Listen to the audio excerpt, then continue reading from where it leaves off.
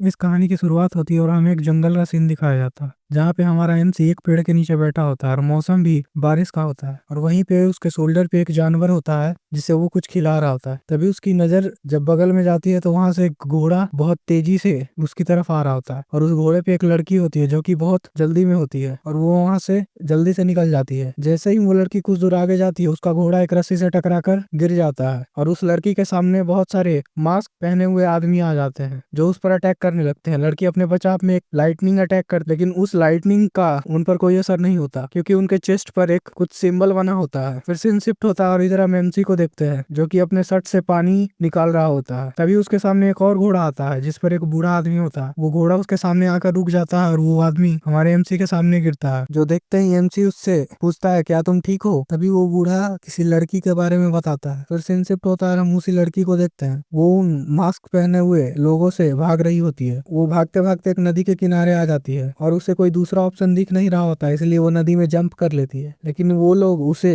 एक बहुत बड़े तीर से अटैक करते हैं। उसे बचने का कोई चांस नहीं दिख रहा होता है। तभी अचानक एक अटैक आता है और उस तीर को तोड़ देता है। और जब वो पीछे मुड़कर देखती है तो वहां से हमारा एमसी और वही बूढ़ा एक बोट पर आते हैं और एमसी ने अपने अटैक से उस तीर को तोड़ा होता है। फिर वो बूढ़ा आदमी बोल रहा होता है लेडी जल्दी बोट पर आ जाइए और वो लोग अभी भी तीर से उस पर अटैक कर रहे होते हैं। और इधर एमसी उन लोगों पर फिर से एक लाइटनिंग अटैक करता है लेकिन फिर से वो लोग उसी सिंबल का यूज करके बच जाते हैं। और ये सिंबल देखते हुए एमसी बोलता है ये तो एक सुप्रीम एंटी थंडर टैलिस्मैन है। फिर उधर पीछे से लड़की बोलती है इनके पास कोई एंटी थंडर इंस्ट्रूमेंट है तो इनका सामना करना हमारे लिए अच्छी बात नहीं होगी। तुम मुझे अकेला छोड़ दो और यहाँ से चले जाओ। फिर एमसी अपने हाथ में लाइटनिंग को इकट्ठा करते हुए बोलता है भागना ये मेरी चीज नहीं है और उन पर एक बहुत बड़ा लाइटनिंग अटैक करता है जिससे वहां एक बहुत बड़ा गड्ढा हो जाता है और वो लोग वहीं पे मर जाते हैं। और ये सब देखते हुए लड़की सोच रही होती है ये कितना ब्रूटल है। फिर इधर हम एमसी को देखते हैं, वो अपने मन में बोल रहा होता है ये असैसिन्स बहुत ज्यादा स्ट्रॉन्ग थे। ये तो ठीक है मैं यहाँ रिबॉर्न होके आया हूँ जिसके कारण मैंने पहले ही थंडर की कैपेबिलिटी को एक्टिवेट कर लिया था, नहीं तो आज मैं डेंजर में होता। इससे हमें पता चलता है कि हमारा एमसी रिबॉर्न होकर आया है। फिर वो उसी बूढ़े को बोलता है यार ऐसा सेफ नहीं होगा, मैंने आगे एक गुफा देखा है चलो वहां चलते हैं। फिर सीन शिफ्ट होता है और हमें उसी गुफा का सीन दिखाया जाता है जहाँ पे वो लोग आग जलाकर बैठे होते हैं और वो लड़की एक पत्थर के पीछे होती है और वो बूढ़ा आदमी उसका कपड़ा सुखाकर उसे देता है। और जैसे ही लड़की वो कपड़ा पहनकर बाहर आती है एमसी उसे देखकर सोच रहा होता है ये कितनी ज्यादा सुंदर है। और वो लड़की बाहर आकर एमसी को थैंक्स कहती है अपनी लाइफ को बचाने के लिए। जो सुनते एमसी बोलता है ये तो कुछ नहीं था लेकिन क्या मैं तुमसे पूछ सकता हूँ वो लोग तुम्हारे पीछे क्यों पड़े थे। जो सुनते ही वो लड़की सोचने लगती है। तभी एमसी बोलता है अगर तुम्हें नहीं बताना तो कोई बात नहीं। फिर वो लड़की बोलती है वो लोग सुसाइड वॉरियर्स थे मोलियंग सेक्ट के, वो मेरे फैमिली के ट्रेजर के पीछे पड़े हुए थे।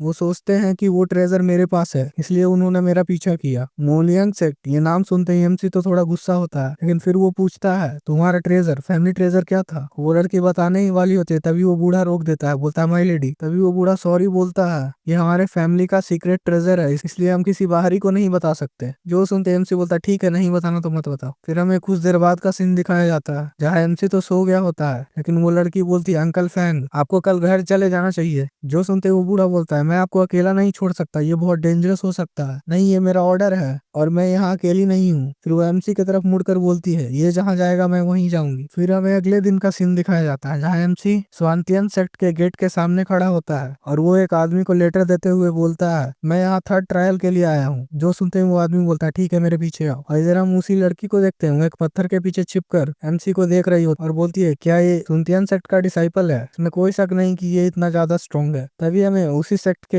एरिना का सीन दिखाया जाता है जहाँ पे बहुत सारे लोग आए होते हैं और वहाँ हमारा एमसी भी होता है। तभी वहाँ एक लड़की आकर बोलती है चल ले तो तुम यहाँ हो, और ये लड़की का नाम नीक आयरन होता है। वो एमसी से बोल रही होती है मुझे तो लगा तुमने ट्रायल को छोड़ दिया है, मूलियांग सेक्ट हमारे पे नजर रख रखा है तो मैंने भी डिसाइड किया है कि मैं इस डिसाइपल सिलेक्शन में पार्टिसिपेट करूंगी ताकि मैं यहाँ सेल्टल ले सकूं। और वो बहुत गुस्से में होती है। तभी एमसी उसे बोलता है शांत हो जाओ, मैं भाग नहीं रहा था, मैं तो बस एक पल को उठाने गया था, शायद ये इस जानवर का नाम है। तभी वो लड़की उस जानवर से खेलने लगती है। फिर एमसी बोलता बोलता है उसके अलावा पेनिट्रेटिंग शॉट टेक्निक जो हमें दिया गया था 3 दिनों के लिए, मैंने उसे आसानी से सीख लिया है, वो इतना ज्यादा भी टाइम टेकिंग नहीं था। तभी हम देखे वहाँ एक और बंदा आता है जो डोंग सुलियांग होता है। वो बोलता है देखो ये कितना फेंक रहा है शॉट टेक्निक, वो भी विंड और शैडो का। वो एक इंटरमीडिएट मार्शल आर्ट स्किल है, अगर मैं भी उसे 2 दिन दूं तो मैं सिर्फ आधा ही बुक पढ़ सकता हूँ। तभी वो लड़की उसके तरफ देखते हुए बोलती है हर कोई तुम्हारी तरफ बेवकूफ नहीं होता, इसने पहली बार में पहले दिन में ही सीख लिया। जो सुनते ही डोंग सुलियांग बोलता है ये इम्पॉसिबल है, कोई मेरे से ज्यादा तेज सीख ही नहीं सकता। तभी एमसी उससे बोलता है ठीक है अगर मैं इस ट्रायल में फर्स्ट आ गया तो तुम क्या करोगे। फिर सुलियांग बोलता है मैं नील डाउन होकर तुम्हें ग्रैंडपा बुलाऊंगा। उसी समय वहाँ पे 3 लोग आते हैं, उनमें से एक सुनतियान सेक्ट के एल्डर जैंग होते हैं। वो बताने लगते हैं एक हिल की तरफ इशारा करते हुए कि तुम्हें उन सारे वुडन मैन को क्रॉस करते हुए उस माउंटेन टॉप पे जाना है, और जो भी पहले 10 लोग उस पर पहुंचेंगे उन्हें सुनतियान सेक्ट के इनर डिसाइपल के रूप में एडमिट कर लिया जाएगा। लेकिन पास करने का तरीका मैंने तुम्हें जो शॉर्ट टेक्निक 3 दिन पहले दिया था उसी में है। जो सुनते ही कैन बोलती है क्या तुम्हें लगता है तुम उसे हरा सकते हो। फिर एमसी बोलता है एक फ्री का ग्रैंडसन मिलना तो क्यों नहीं हरा सकता। फिर ट्रायल स्टार्ट हो जाता है और सभी लोग बहुत मुश्किल से आगे बढ़ रहे होते हैं और एमसी इधर आसानी से क्रॉस कर रहा होता है, और वो लड़की भी, क्योंकि एमसी ने उसे शॉर्ट टेक्निक के बारे में कुछ बताया होता है, वो भी आसानी से आगे बढ़ रही होती है। तभी इधर हम एल्डर जांग की तरफ देखते हैं, उनके पीछे खड़ा हुआ एक बंदा बोलता है मास्टर जांग आपको क्या लगता है फर्स्ट प्लेस कौन लाएगा। जो सुनते ही मास्टर जांग बोलते हैं मैंने तो सुना है कि मास्टर डोंग किनलियन का ग्रैंडसन भी डोंग सुलियांग इस ट्रायल में पार्टिसिपेट कर रहा है। मैंने सुना है कि वो लड़का बहुत ज्यादा एरोगेंट है लेकिन टैलेंटेड भी है, तो क्या आप उसके बारे में अच्छा सोचते हैं। तभी एल्डर जांग बोलते हैं हमें नहीं पता लास्ट मोमेंट तक कौन फर्स्ट आएगा, यहाँ तक जो भी आए हैं सारे टैलेंटेड हैं तो कुछ भी हो सकता है। और इधर हम सुलियांग को देखते हैं, वो तो बहुत जल्दी में आगे भाग रहा होता है, बोलता है मैं ही फर्स्ट आऊंगा। तभी एल्डर जांग को कुछ रियलाइज होता है और वो बोलते हैं किसी ने टेस्ट को पास कर लिया, चलो हम चल कर देखते हैं। और जैसे ही वो लोग वहाँ पहुंचते हैं वहाँ हमारा एमसी खड़ा होता है और वो एल्डर जांग को ग्रीट करता है और बोलता है मैं चनले किनियांग विलेज से आया हूँ। इसे देखते हुए एल्डर जांग सोच रहे होते हैं तो ये लड़का एक मार्शल आर्ट जीनियस है। तभी वहाँ क्यान भी आ जाती है और बोलती है मुझे पता था तुम ही फर्स्ट आओगे चनले, और उसके पीछे सुलियांग भी होता है। तभी सुलियांग बोलता है तुम दोनों ये कैसे पॉसिबल हो सकता है। फिर वो एल्डर जांग के पास जाते हुए बोलता है ऐसा हो ही नहीं सकता कि ये दोनों मेरे से बेहतर हैं, इन्होंने पक्का चीटिंग की होगी। जो सुनते ही एल्डर जांग बोलते हैं क्या तुम मेरे जजमेंट को झूठा दिखलाना चाहते हो। तभी सुलियांग बोलता नहीं ऐसा नहीं है, और वो अंदर ही अंदर बहुत गुस्सा हो रहा था। और एल्डर जांग उसे बोलते हैं मैं इस बार तुम्हें छोड़ रहा हूँ तुम्हारे ग्रैंडपा के कारण। तभी पीछे से क्यांग बोलती है सुलियांग तुम कुछ भूल तो नहीं रहे। इधर एमसी भी सोचता है मैंने इतनी लंबी लाइफ जी ली प्रीवियस लाइफ में लेकिन किसी का ग्रैंडपा नहीं बना, ये कुछ फन हो सकता है। इधर हम सुलियांग को देखते हैं तुम लोग, और वहाँ जल्दी से भाग जाता है और बोलता है ये अभी खत्म नहीं हुआ। तभी हमें एक होटल का सीन दिखाया जाता है जहाँ पे सुलियांग अपने पेरेंट्स और सिस्टर से मिलने आया होता है। उसके पेरेंट्स उसे कॉन्ग्रेचुलेशन दे रहे होते हैं कि तुम एक सुनतियान सेक्ट के डिसाइपल बन चुके हो, और यहाँ किंगियान में तुम्हें और कायरन को सभी बहुत ही अच्छे नजर से देख रहे हैं। उसकी बहन भी बोलती है तुम बहुत अमेजिंग हो भाई। फिर उसके फादर बोलते हैं ले अब तुम सुनतियान सेक्ट में पहुंच गए हो तो मोलियांग सेक्ट का क्या। उसी समय एमसी बोलता है कोई बात नहीं, सुनतियान सेक्ट तो एक बहुत ही स्ट्रॉन्ग शेल्टर है हमारे लिए, वो इस कंट्री का one of the powerful sects है, तो मैं ये श्योर हूँ कि मोलियान सेक्ट हमें कुछ नहीं करेगा। आप लोग और नी फैमिली किंगियान विलेज में सेफ रहोगे। और वो कुछ मार्शल आर्ट बुक निकालते हुए अपने फादर को देता है और बोलता है ये सारे कुछ एडवांस स्किल्स हैं, मैं लकी था इसलिए मुझे ये मिल गया है, ये सारे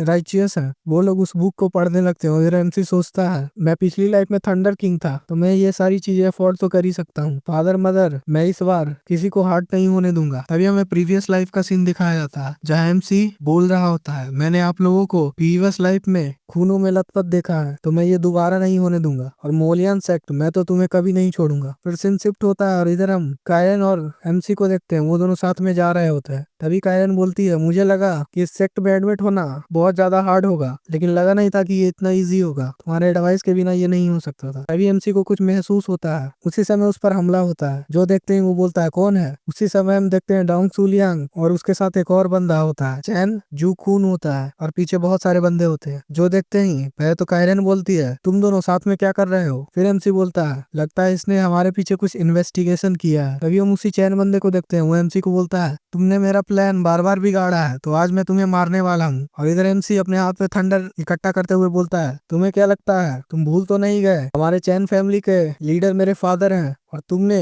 वो लीडर की पोस्ट चुराने की कोशिश की है, वो भी मोलियन सेक्ट के साथ मिलकर। तो तुम्हें फैमिली से निकालना ये तुम डिजर्व करते हो। और तुम सुलियांग, तुम मुझे ग्रैंडपा कब बुलाने वाले हो? जो सुनते ही सुलियांग को गुस्सा आ जाता है। वो अपने लोगों को बोलता है जल्दी उसे मार दो, और वो लोग एमसी पे अटैक करने लगते हैं। लेकिन एमसी फिर से उसी थंडर पावर का यूज करके उन लोगों को दूर फेंक देता है। और फिर वो उसी चैन बंदे को बोलता है कि तुम और मेरे ग्रैंडसन मिलकर बस इतना ही कर सकते हो। फिर वो दोनों मिलकर उस पर अटैक करते हैं, लेकिन वो सिर्फ एमसी का एक क्लोन होता है, और वैसे क्लोन बहुत सारे एमसी बनाकर उनको चारों तरफ से घेर लेता है। जो देखते ही वो बोलते हैं ये कौन सा स्किल है, इसमें तो पता ही नहीं चल रहा कौन रियल है। तभी एमसी पीछे से सुलियांग के ऊपर अटैक कर देता है। पीछे से कायरन बोलती है तुम तो अकेले ही लड़ रहे हो, मुझे लड़ने का कोई चांस ही नहीं दिया। और इधर सुलियांग बोलता है ये तो इम्पॉसिबल है, तुम इतने ज्यादा स्ट्रॉन्ग कैसे हो? तभी एमसी उस पर पैर रखते हुए बोलता है क्या तुम हार मानते हो ग्रैंडसन? अगर हार मानते हो तो अपना बेट पूरा करो। और इधर हम सुलियांग को देखते हैं, वो अपने हाथ में कुछ छुपा रहा होता है, और कायरन देख लेती है और बोलती है चल ले संभल कर। तभी सुलियांग उस पर एक नीडल स्टॉर्म का अटैक कर देता है, और वो सारे नीडल एमसी को लग जाते हैं। और एमसी सोचता है मैं थोड़ी देर के लिए केयरलेस हो गया था, लेकिन मैं इतनी जल्दी हारा नहीं हूँ। इधर सुलियांग खड़ा होता है और बोलता है कि तुमने मुझे इतनी लोगों के सामने ह्यूमिलिएट किया है, तो ऐसा हुआ ये तुम डिजर्व करते हो। तभी कायरन गुस्सा होते हुए बोलती है तुम कमीने। फिर सुलियांग बोलता है चिंता मत करो, अगली तुम्हारी ही बारी है। तभी एमसी खड़ा हो जाता है और बोलता है तुम्हारा नीडल सिल्वर का बना हुआ था, जो कि लाइटनिंग का एक अच्छा कंडक्टर होता है। जो सुनते ही सुलियांग बोलता है तुम्हारे कहने का मतलब क्या? तभी मेन कैरेक्टर वो सारे नीडल को अपने बॉडी से बाहर निकालते हुए अपने लाइटनिंग के मदद से सुलियांग पे अटैक कर देता है, और सुलियांग को वो सारा नीडल लग जाता है। और एमसी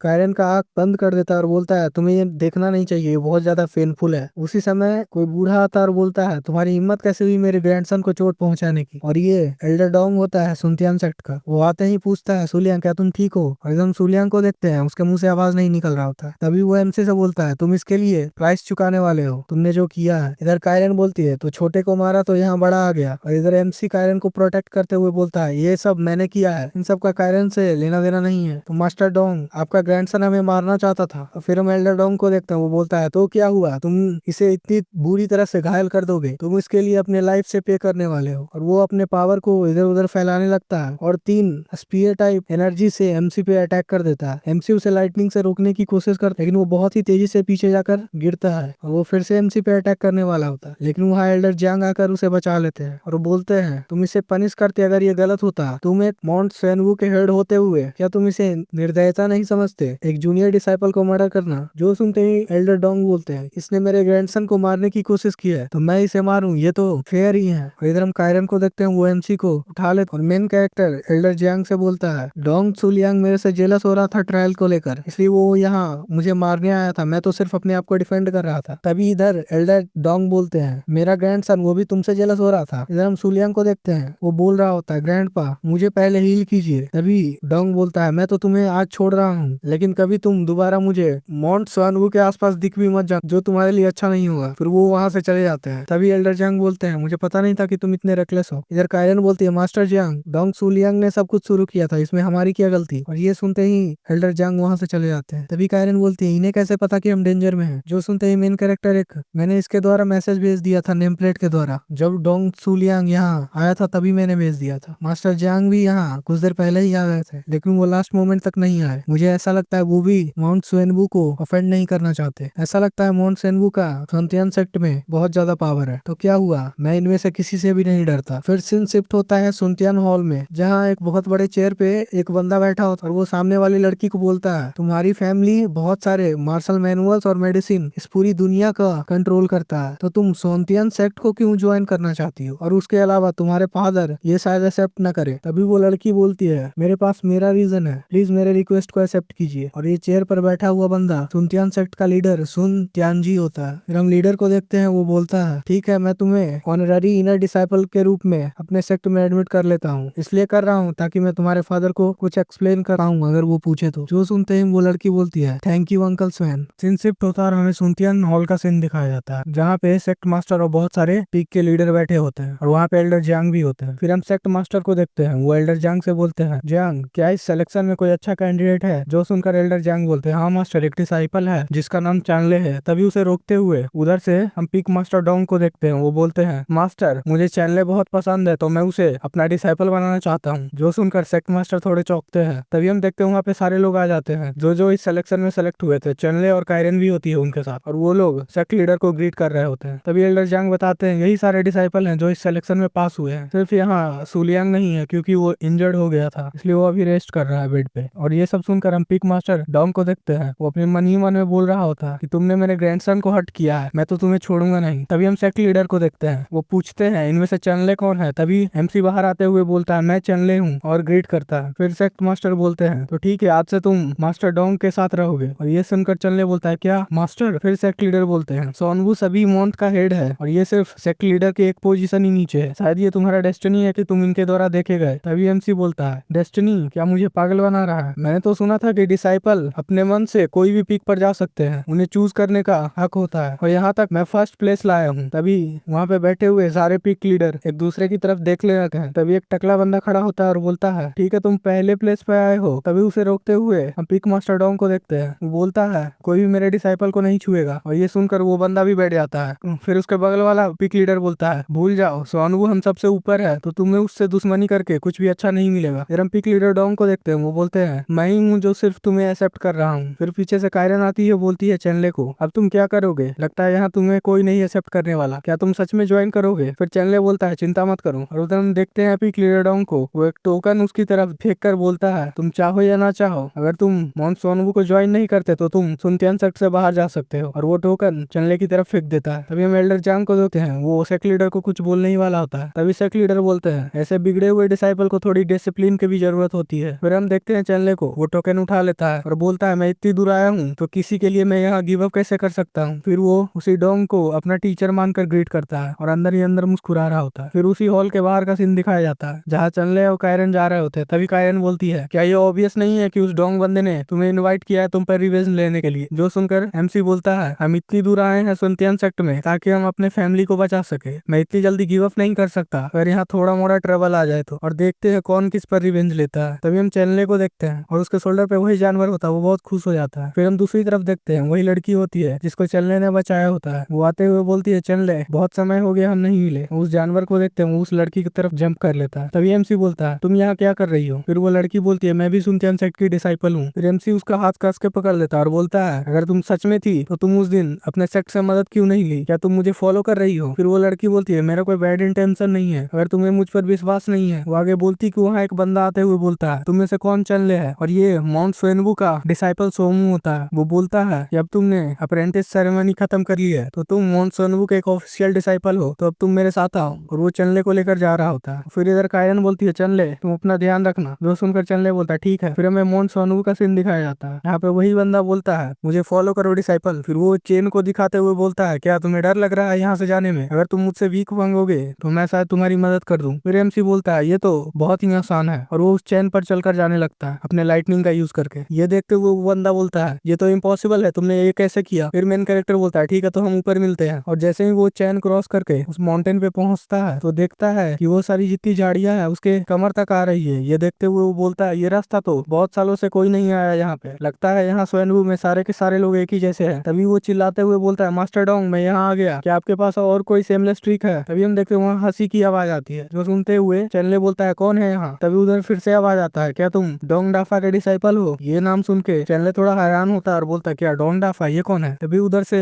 फिर से उसी आदमी का आवाज आता है और बोलता है वो ट्रेसी हमारा मास्टर और सोनवू सेक्ट का हेड है। तभी हम ग्रीट करते हुए बोलता है मैं उसका डिसाइपल जरूर हूँ लेकिन उसने मुझे अपने अंडर में लिया रिवेंज लेने के लिए। तभी वो बंदा बोलता है तो तुमने फाइट वैक क्यों नहीं किया? और हंसने लगता है। और ये सब सुनकर एमसी सोचने लगता है इस बंदे का और उस डोंग का दोनों में अच्छी खासी दुश्मनी है, तो दुश्मन का दुश्मन मेरा दोस्त। लेकिन यहाँ लगता है इसके दिमाग के साथ कुछ तो गलत है, मुझे यहाँ से जाना चाहिए। वो जा रहा होता है और वो बंदा अभी तक हंसी रहा होता है। फिर हमें सोनवू हॉल का सीन दिखाया जाता है जहाँ पे सुलियांग और उसका ग्रैंडपा दोनों बैठे होते हैं। तभी सुलियांग बोल रहा होता है ग्रैंडपा अब उसे छोड़िएगा मत। जो सुनकर डोंग बोलता है तुम चिंता मत करो, वो अब यहाँ आ गया है तो हम उसके साथ कुछ भी कर सकते हैं। तभी एमसी आते हुए बोलता है मास्टर डोंग। और ये देखते हुए हम डोंग को देखते हैं, वो बोलता है अभी घुटने पे आओ और मुझे टीचर बोलो। जो सुनकर एमसी बोलता है घुटने पे? क्या तुम डिजर्व करते हो? और इसके अलावा तुम्हारा ग्रैंडसन मेरा भी ग्रैंडसन है, तो हम बैचमेट हुए ना, तो तुम मेरे टीचर कैसे हो सकते हो? और ये सुनकर सुलियांग को बहुत ज्यादा गुस्सा आता है और वो बोलता है तुम चुप करो कमीने, अभी तुम मेरे ग्रैंडपा के हाथ में हो और मैं तुम्हें मारना चाहता हूँ। और वो अपना व्हील चेयर चलाते हुए एमसी के पास जाता है, लेकिन एमसी उसे धक्का देते हुए बोलता है मास्टर डोंग क्या आप इसे एक्सप्लेन करने वाले हो कि एक नए डिसाइपल को आपने ज्वाइन किया और वो पहले दिन ही उसकी डेथ हो गई सेक्ट में? तभी हम डोंग को देखते हैं, वो बोलता है चैनलर ने बहुत ज्यादा डिसरिस्पेक्ट किया है अपने टीचर को, तो रूल के हिसाब से इसे हम क्लिफ के अंदर बंदी बनाकर रखेंगे। रखेंगे, मैं चाहता हूँ कि तुम सफर करो, वो चेनले को बोलता है। फिर हमें उसी क्लिफ का सीन दिखाया जाता है जहाँ पे चेनले बैठा होता है और उसके आसपास बहुत सारे जानवर चेन में बंधे होते हैं। और ये देखते हुए चेनले बोलता है, क्या यही लिविंग हेल है? मुझे तो लगा था ये कुछ और करेगा। ये सारे जानवर ये तो बच्चे को डराने के लिए है। फिर वो बोलता है उसी जानवर से, क्या तुम थोड़ा आगे जा सकते हो? अगर नहीं जा सकते तो तुम पागल हो जो इतना मेहनत कर रहे हो चेन से बंधे होने के बाद भी। तभी उधर से आवाज आता है, ये सारे बीस्ट, ये सारे बेवकूफ हैं। जो आवाज सुनकर मेन कैरेक्टर बोलता है, आपसे मिलकर अच्छा लगा सर फिर से। फिर उधर से उसी आदमी का आवाज आता है, वो हंसते हुए बोलता है, ऐसा लगता है डोंग डाफा तुम्हें सच में बहुत हेट करता है, नहीं तो पहले ही दिन तुम्हें यहाँ नहीं भेजता। जो सुनकर मेन कैरेक्टर बोलता है, हाँ आपका भी लगता है वही है, आप उसके साथ अच्छे से होते तो आप भी यहाँ नहीं होते। फिर वही आदमी बोलता है हंसते हुए, ठीक है मैं तुम्हें बताऊंगा मैं यहाँ क्यों बंधा हुआ हूँ, अगर तुम यहाँ 2 तक होश में रहे और सरवाइव कर गए। जो सुनकर मेन कैरेक्टर बोलता है, ठीक है अब मुझे सोना है, गुड नाइट सर। और जैसे ही मेन कैरेक्टर सोने वाला होता है उसके पास कुछ एनर्जी आती है। ये देखकर उसे लगता है कि वो वही आदमी है और उसे बोलता है, ये इतना फनी नहीं है। जो सुनकर वो आदमी बोलता है, ये मैं नहीं हूँ, ये इस डंजन के घोस्ट हैं जो तुम्हें सोने नहीं देंगे। यहाँ कोई लाइट नहीं है, कोई सो नहीं सकता और कोई होप नहीं है। क्या तुम जानते हो यहाँ कितने लोग पागल होकर मर गए? जो सुनकर मेन कैरेक्टर बोलता है, क्या आप भी यहाँ बंधे हुए हो अंडरग्राउंड में? जो सुनकर वो आदमी बोलता है, तुम्हें ये कैसे पता? क्या तुम मुझसे नहीं डरते? फिर एमसी एक क्रीपी स्माइल देते हुए बोलता है, मैं तो फियरलेस हूँ, हाँ लेकिन मैं आपको यहाँ से बाहर निकाल सकता हूँ। जो सुनकर वो आदमी थोड़ा चौंकता है।